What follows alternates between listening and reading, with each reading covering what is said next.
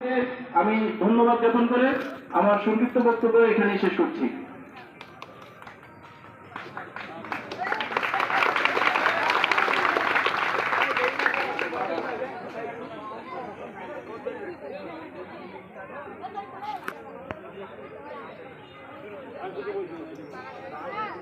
শিক্ষা বোর্ডের চেয়ারম্যানকে ধন্যবাদ। আমরা কৃতজ্ঞতা প্রকাশ করছি।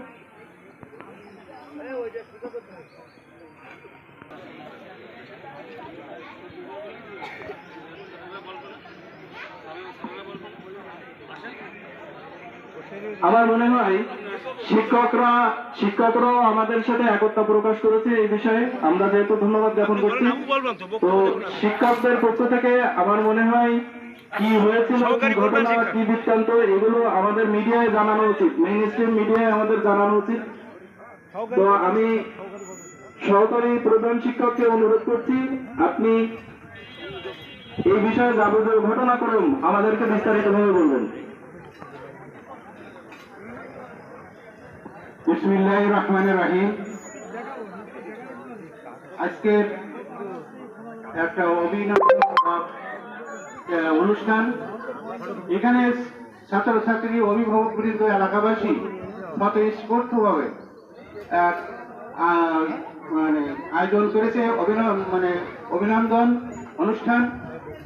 এর বিষয় হল কেয়ারার মাধ্যমিক বিদ্যালয়ের শারীরিক শিক্ষক, শরীরচর্চা শিক্ষক বাবু মিলন কুমার রায়। এই শিক্ষক ইতিপূর্বে 3 বার সে বিদ্যালয় থেকে বরখাস্ত হয় সাময়িকভাবে, 2097, 2013, সর্বশেষ 2024। প্রতিবারই এই যে ছাত্রী নিয়ে ঘটনা ঘটে, এর পিতা মাতার সাথে টাকার বিনিময়ে আঘাত করে মিটিয়ে ফেলে ঘটনাগুলো। এবারও টেস্ট পরীক্ষা চলাকালীন সময়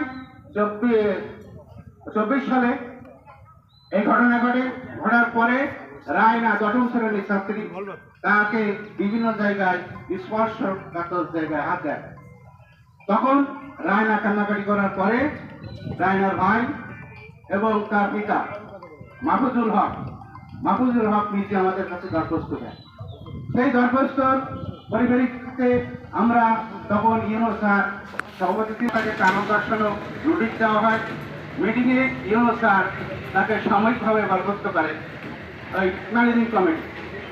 এরপর এই সাময়িক বরখাস্তর পরে আমরা চূড়ান্ত তথ্য প্রদান